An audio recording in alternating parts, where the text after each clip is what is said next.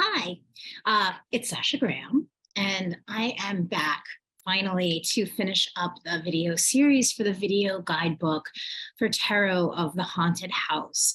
And I'm grateful. Thank you for bearing with me, everybody who waited a while between videos. I've been busy.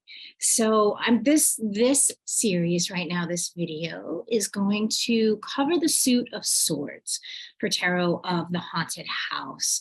And I have titled this actually in the guidebook as the pondering of demons. So I have chosen demons to kind of represent the suit of swords in the Tarot of the Haunted House for reasons I would assume anybody could kind of, who knows tarot, could kind of figure out why I might choose demons to represent the suit of swords.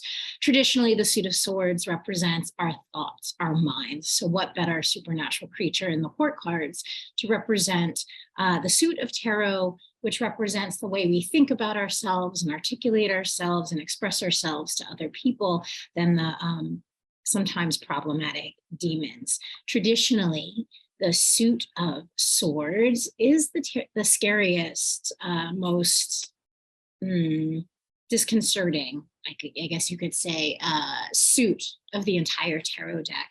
And of course, that's because where do most of our problems in life, at least when they come internally, they stem in the mind.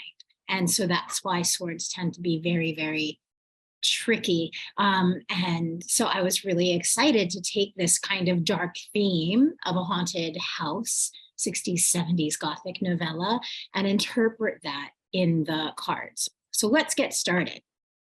So we begin with the Ace of Swords. And I've actually seen some reviews. People are saying like, oh, this Ace of Swords is a really dark card. Yes, it is, because our minds are perhaps the darkest, scariest part of all of us that we experience.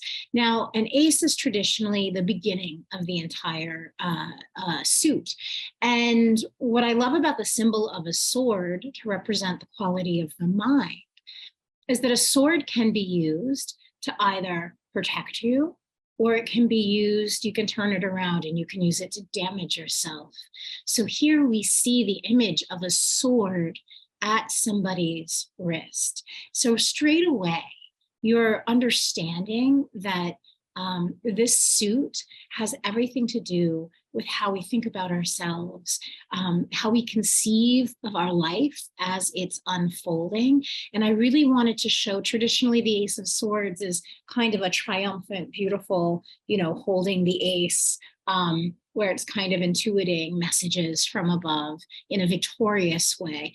This is a spooky deck, and in very much a sense, a shadow deck. So this Ace of Swords is not necessarily an indicator that you're thinking of doing any sort of damage to oneself or to yourself, but it is to remind you of the power of swords and the power of thought, and the potentially dangerous and the potentially life-sustaining thing. So we see a sword that is out of hand, actually, now that I'm looking at that. It's so funny because normally the Ace of Swords is seen in a hand, but we see it kind of with that open palm.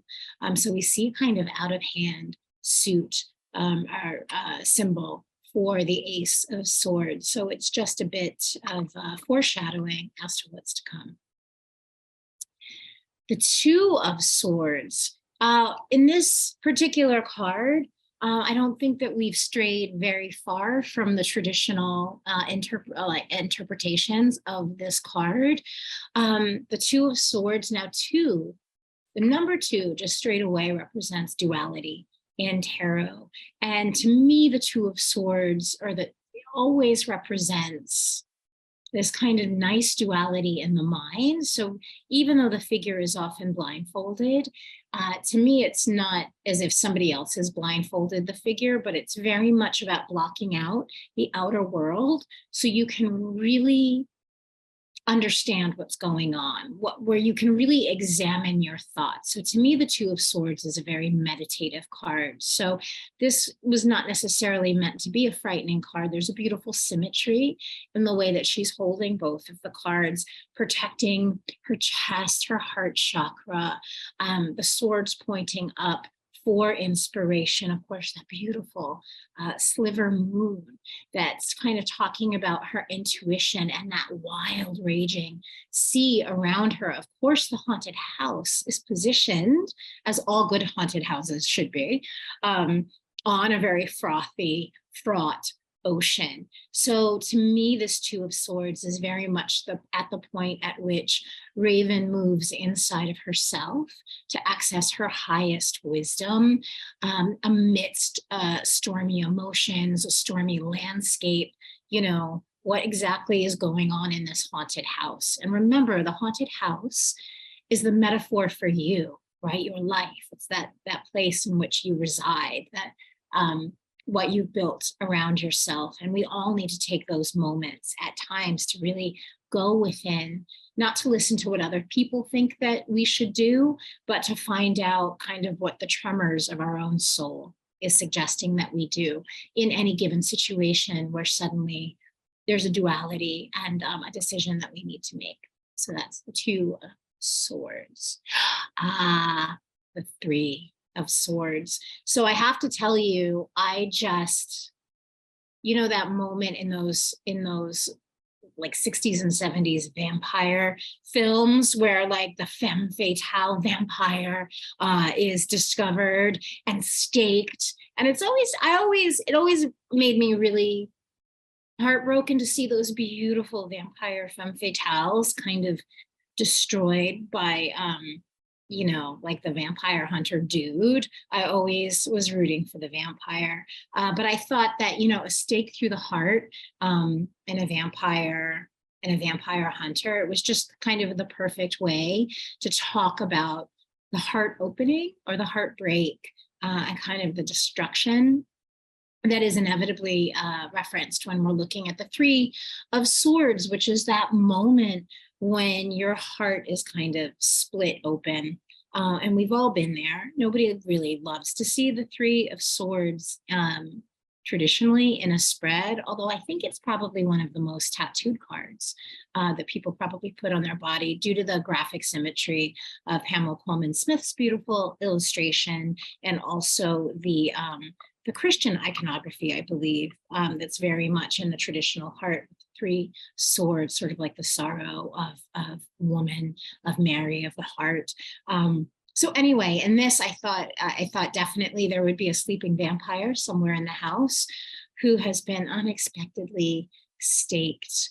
And so we all grieve for her. Female vampires should roam free at all times. The Four of Swords. Oh my God, I love this card. I'm fascinated by those things which scare us. And I'm super fascinated by the things that terrified us when we were children. And I don't know about you, but I would pretty much put money on the fact that there were things and elements and creepy, crawly, dark corners of your bedroom that really scared you when maybe now, maybe still to this day, but definitely scared you when you were a young child. And so for me, one of those things was what's under the bed. What could potentially come out from under the bed? What might you wake up and see staring at you in the middle of the night, right? Just that space between the mattress and the floor is a tedious, horrifying, tremendously terrifying space. I think we've all experienced it. It's kind of like jumping into bed at night when you're like 7 or 8 years old. It's kind of like walking down the steps of a basement. If the steps are open, like there's room for that hand to come out and get you. So when I conceived of this card, which the Four of Swords is traditionally a really peaceful card. Four represents stability. And so the Four of Swords represents the stability of the mind and the stability of our thoughts, which is why, you know, in the traditional Pamela Coleman Smith card, we see the effigy of a knight kind of in perfect slumber. And so I thought, well, for a haunted house, how perfect to have sleeping raven, that moment when, you know, you're having a good night's sleep and you can kind of, you're not worried, you're not waking up, you're not kind of fraught with any terrible thoughts. But then of course it's a haunted house.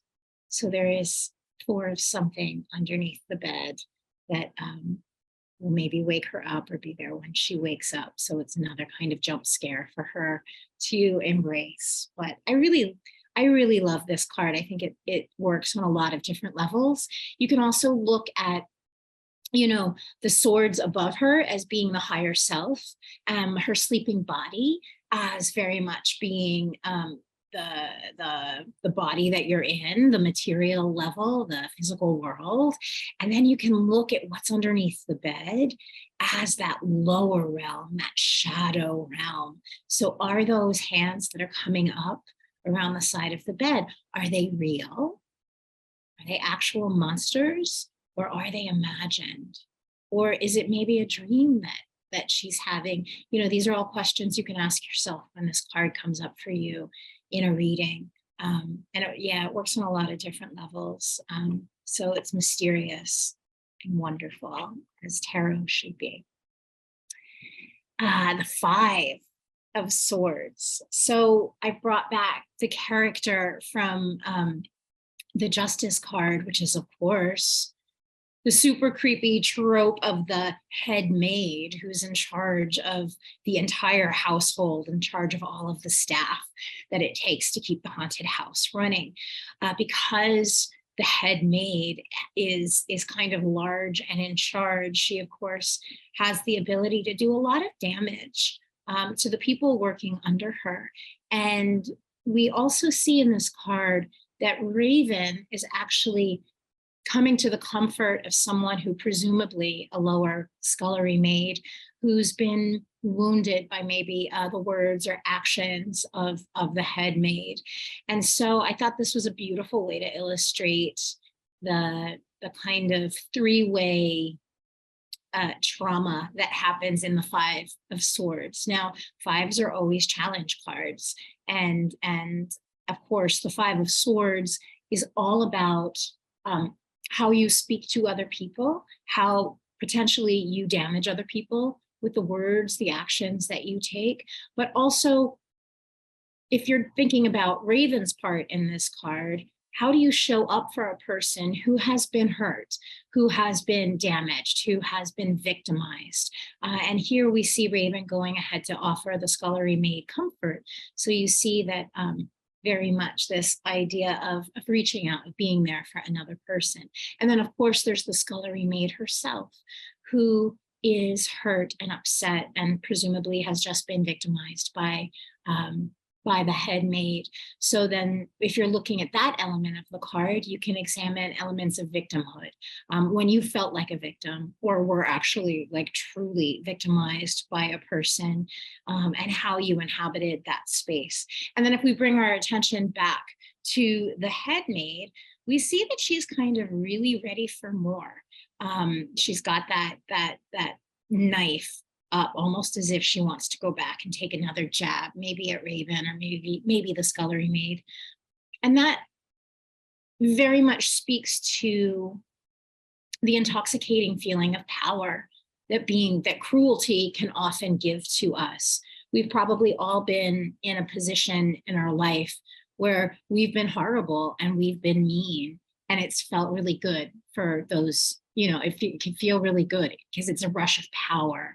So that's what this card is really talking about. If you're looking at the head maid, then maybe you want to examine how you've been cruel to someone else, how you've been cruel, maybe even to yourself.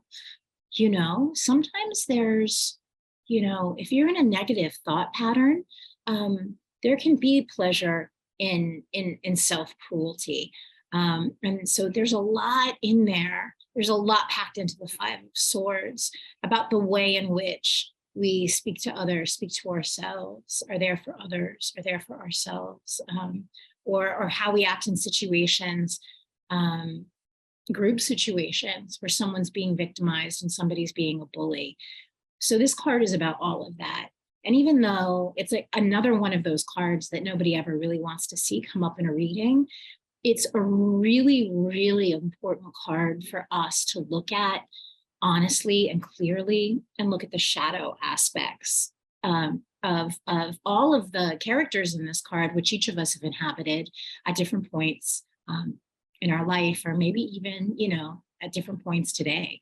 Like, who knows, if it's come up for you, it means there's definitely something in there you want to take a look at. So that's the Five of Swords. The Six of Swords.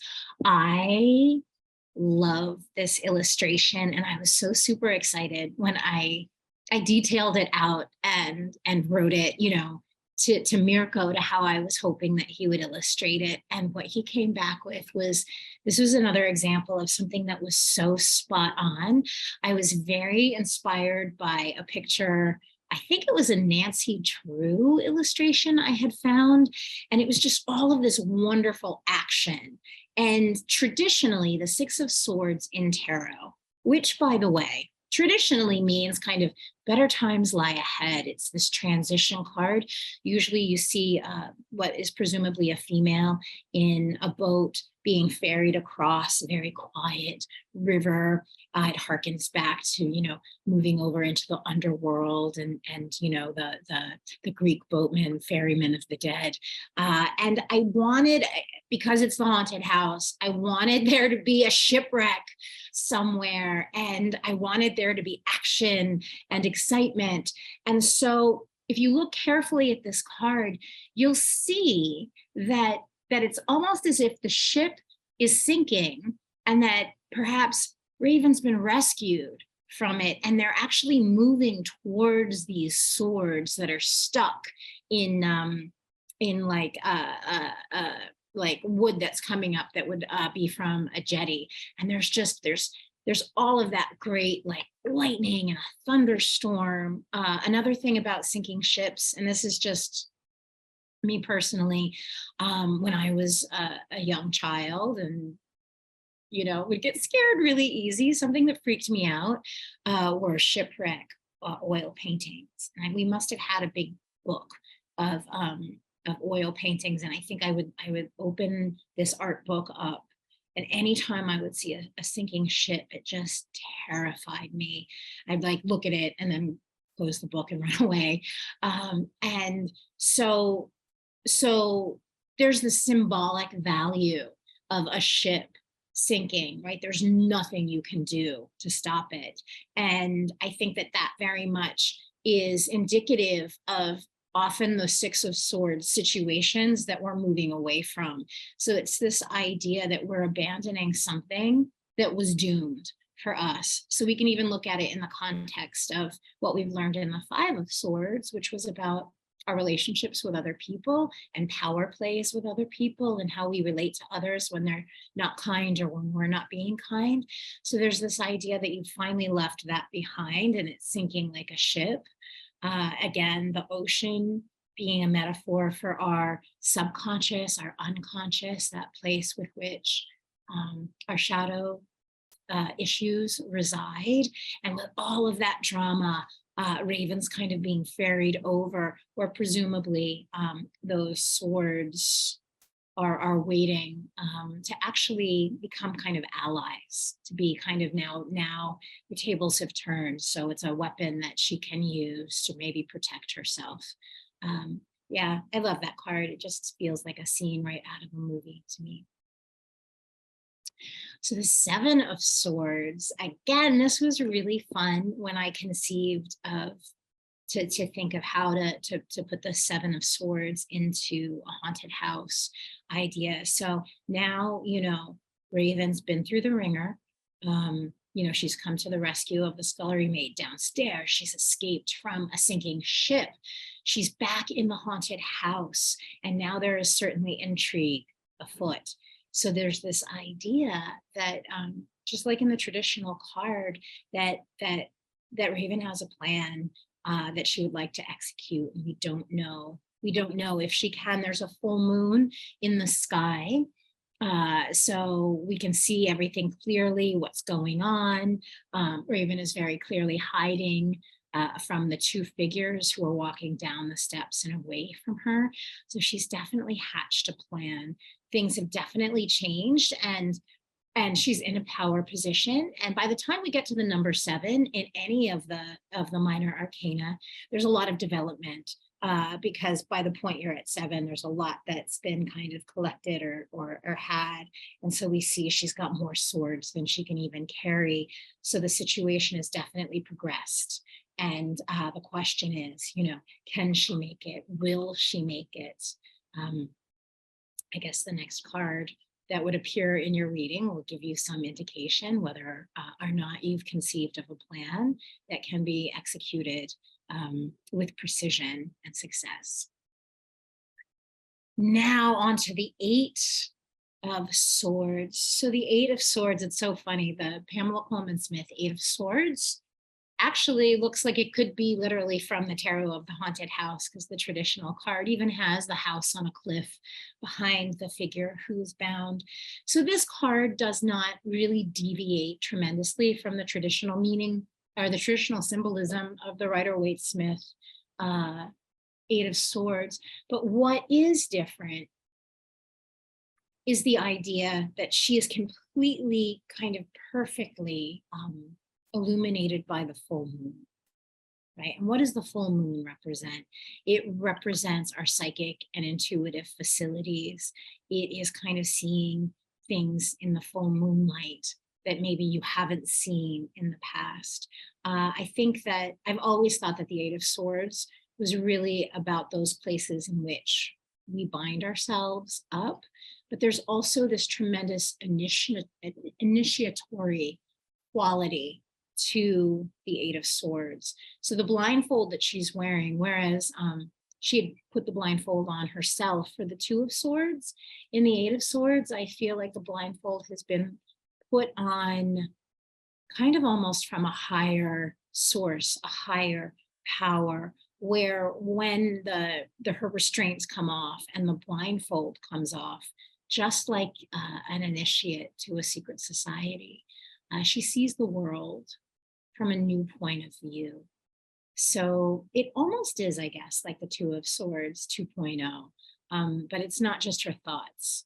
The binds are over her entire body. So this is really about kind of the metamorphosis of, kind of like from a caterpillar into a full-blown butterfly, perhaps a demon. So there's a lot of magic in this card. There's a lot of change. There's a lot of transformation. But of course, nothing can really be done at this moment. So it also represents being very much held in by the moment. So you kind of have to let the process, you kind of have to let the magic do its work. When this card comes up, it's obviously not time to act, but to stay in alignment with that higher self, that the high priestess, which is really symbolized by the full moon on this card. Now, the 9 of Swords, the symbolism of this card that Pamela Coleman Smith came up with, which is very similar to the card we have in the Tarot of the Haunted House. It's such a great image to reflect where all of us have been, and to reflect a place where honestly a lot of us grapple with on a fairly daily basis. And that is that moment in which, our thoughts just get the best of us. Now, what's kind of tricky is that if you're looking at the cards, in a Kabbalistic or even a numerological way, a 9 is usually the wish fulfillment card. The 9 is the place in which things are filtering through into the real world. And so clearly she's got like a lot of thoughts going on in her head. But I also love in the symbolism, and this is in the traditional Rider-Waite-Smith symbolism, that the swords can be used as a stepping stone, almost as a ladder.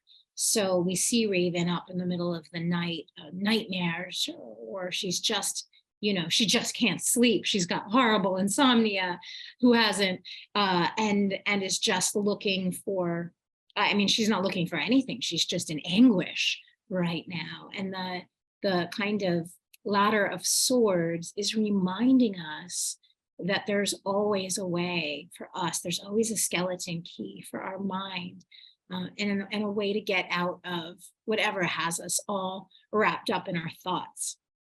And I think one of the nicest or most interesting things to remember about Nine of Sword moments, because we all experience them, is what's the most problematic, I think, about this card is that she's completely in her inner world.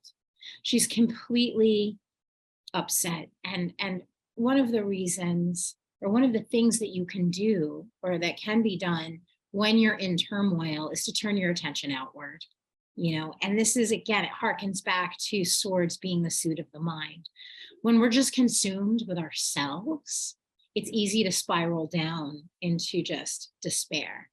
The minute we turn our attention outward, the minute you walk outside and go look at a tree, or, take a walk, or just get out of your head, or do something physical, or just get out of this place where it's just all thoughts, trauma, that's the moment at which things change. And so this card is a real reminder, when you're looking at her physicality, not to be so locked in the head, and that there is hope even in the darkest nights. And then we have the 10 of Swords, which is a card I really have grown to love for so many reasons. Number one, if the suit of swords represents our thoughts, then the 10, which always represents the culmination of the suit, represents the end of a cycle. It's the end of a thought cycle. It's, this card in so many ways is the death of the ego, the death of those things that do not serve you.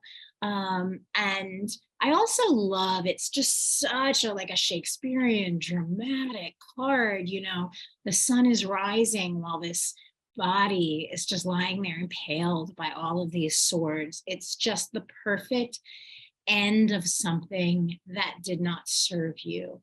And in a way, when we're grappling with issues that are very much wrapped up in other people or other situations, the moment that we can metaphorically kind of slay that thing, and I'm not talking at all about literal hurting or slaying something or someone that's causing us stress or anguish, but the moment at which we finally put something to rest for ourselves.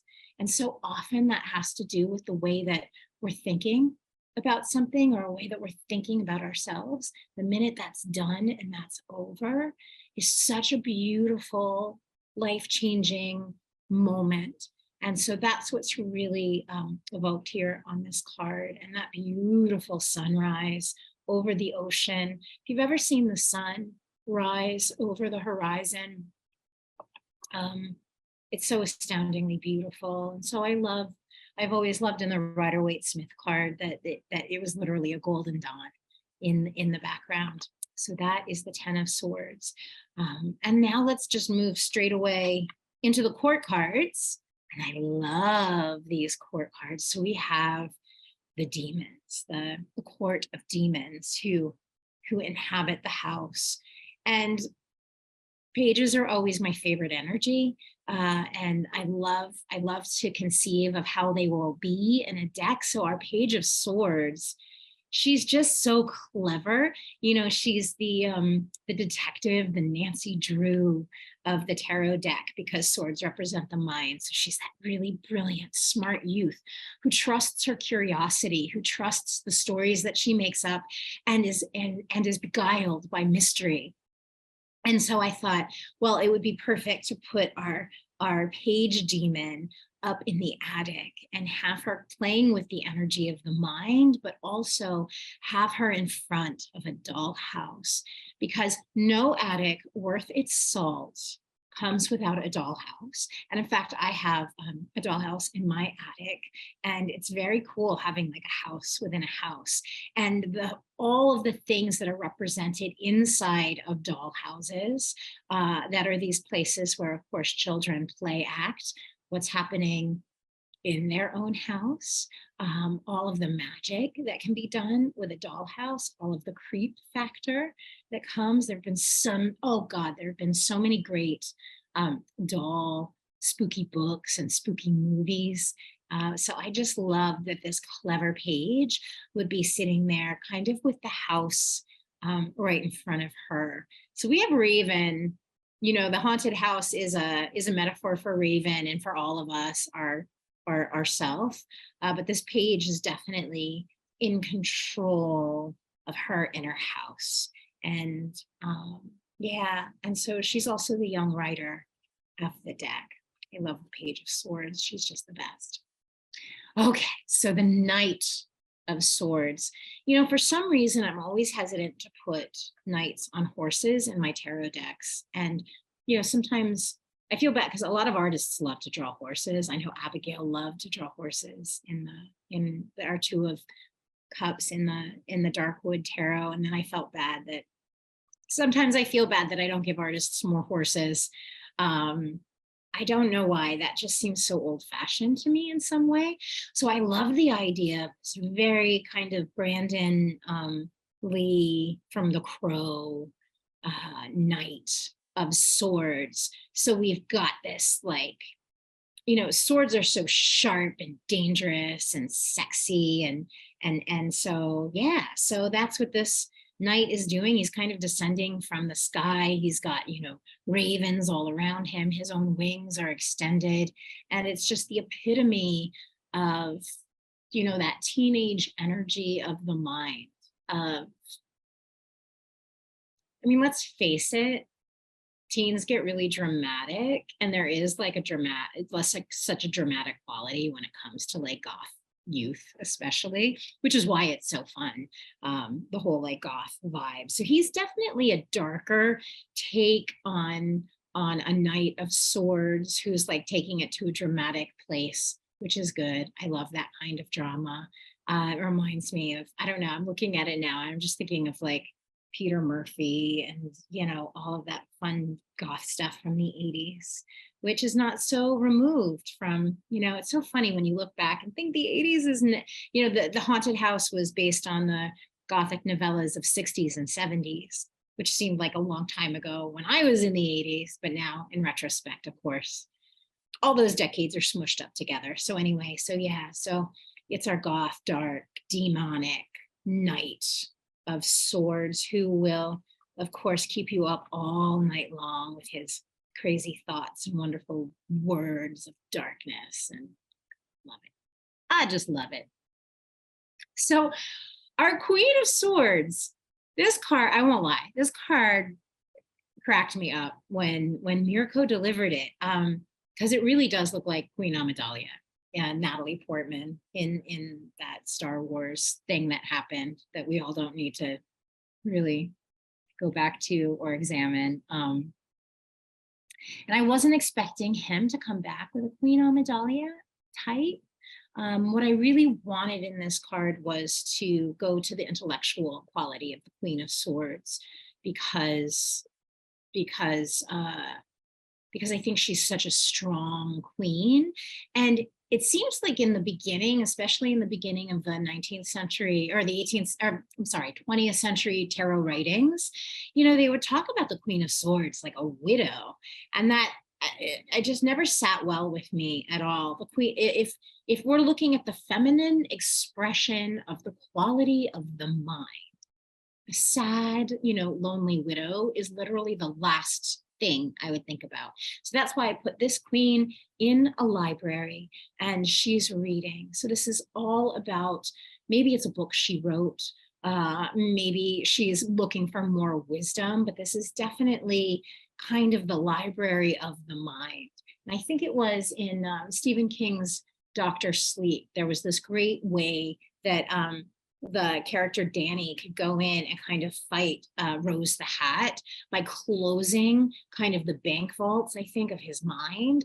And in a sense, you know, these books in the library are also kind of like vaulted capsules of either stories or intellectuality or philosophy, you know, and that's one of the great things about being in a library is literally you've got these containers of wisdom and narrative and just all of this information that's contained in a very different way than it's contained on the internet or even when it's locked inside of our head. And that's why books and tarot decks are just such wonderful physical objects, and that being near them will make you just feel better. I mean, sometimes I feel like I can hear books in a library whispering to me, the voices on the deck, and the voices on the shelf. And it's certainly fun, I won't lie, being an author, to sometimes see yourself on a bookshelf, you know, with your friends,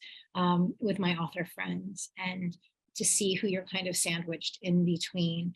And this idea of also books being like the chapters of your own life. I think Jeanette Winterson talked about at length about books, the books that you read being totems for certain times in your life.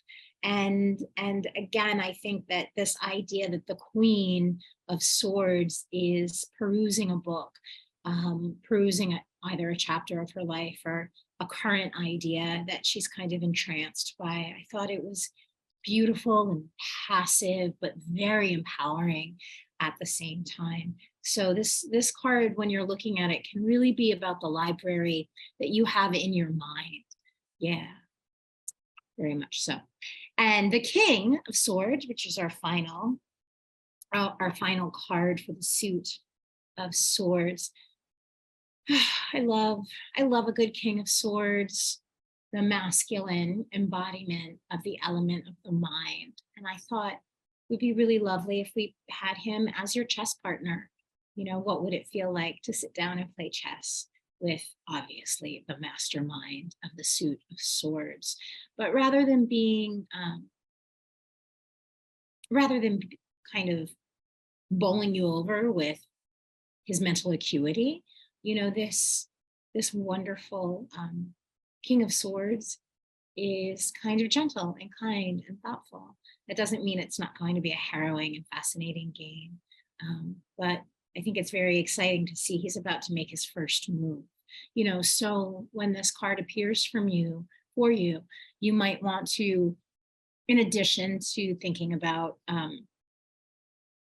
your own mental acuity, ask yourself, you know, what's my next move? And if I was to embody the King of Swords, if I was to take on that attitude in the situation for whatever I've asked a question about, what's the next move? What would the King of Swords do in your position in order to smooth things out, to get what he wanted?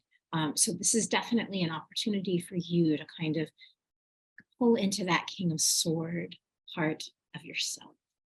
So that is the suit of swords for Tarot of the Haunted House.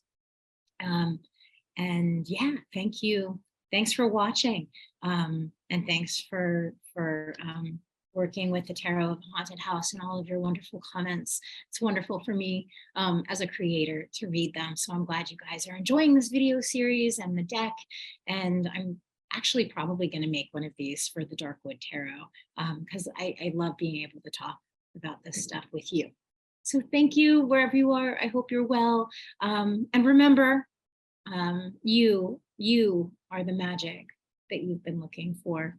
The cards are just a tool.